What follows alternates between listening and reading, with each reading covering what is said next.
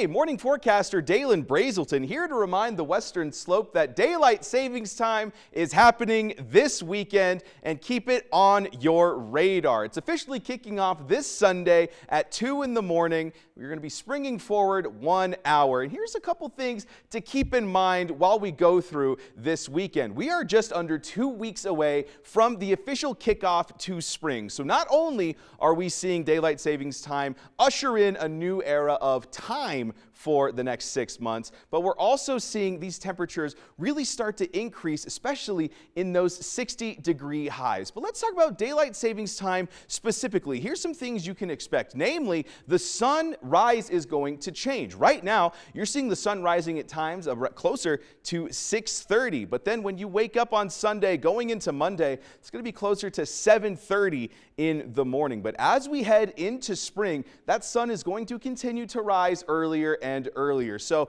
when the official kickoff to spring happens on March 20th, that sun's going to be rising around 7:15 in the morning. And then by the time we're in April, it's back in those 6 o'clock hour, albeit a little bit later. So definitely something to keep in mind when it comes to those sunrise times. But here's some tips for how you can best utilize your daylight savings time. You can make sure all of your clocks have changed forward an hour. It's a great time to make sure that your carbon monoxide detector, your smoke detector batteries, all of them have been changed and replaced. It's a great time for your air filters as well to be switched out in the house. And if you have a mattress that's flippable, I would definitely recommend doing that as well. Daylight savings time can be a weird time for people with it being an hour ahead, but I know with these tips, we're going to have a great time on the Western Slope.